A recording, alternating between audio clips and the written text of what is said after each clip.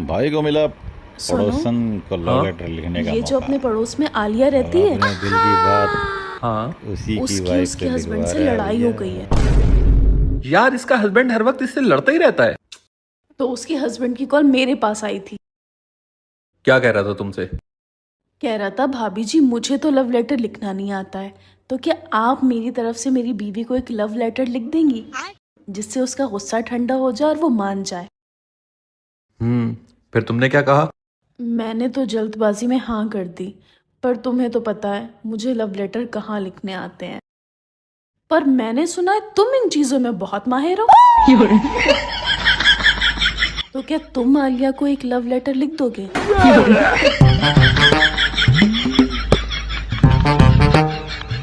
अब तुम इतना कह रही हो तो फिर तुम मुझे बताते रहो, मैं लिख रही हूँ। हाँ, लिखो। हम्म।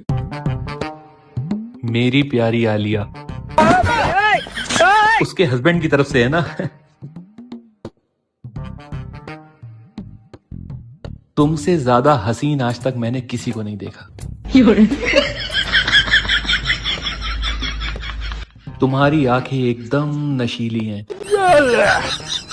और जब तुम नहा के छत पर अपने बाल सुखाने आती हो और अपने बाल तौलिया से झटकती हो तो वक्त मानो थम सा जाता है। वो लड़कियों को इम्प्रेस करने के लिए बोलना पड़ता है। लिखो लिखो। मुझे मालूम है कि तुम्हारी नई वाली चप्पल तुम्हारे पैरों को काट रही है, इसलिए मैं तुम्हें नई चप्पल ला कर दूंगा।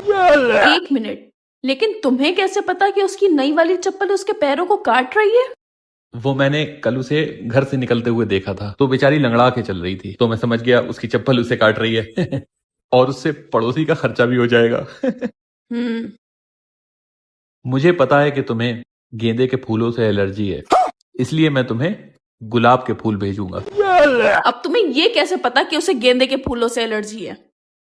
वो परसों अपने साथ एक फंक्शन में गई थी ना, तो वहां गेंदे के फूलों की सजावट थी, तो जैसे ही वो फूलों के पास गई तो उसे छींके आने लगी, तो मैं समझ गया उसे एलर्जी है उससे। ठीक 3 बजे मैं अपने पड़ोसी के हाथ गुलाब के फूलों का गुलदस्ता भेजूंगा तुम्हारे लिए। तुम क्यों उसके लिए गुलाब के फूलों का गुलदस्ता लेकर जाओगे? अरे, उन दोनों में लड़ाई हो रखी है ना, तो मैं उसके हस्बैंड की तरफ से गुलाब के फूलों का गुलदस्ता लेके जाऊंगा ताकि उसका गुस्सा ठंडा हो जाए।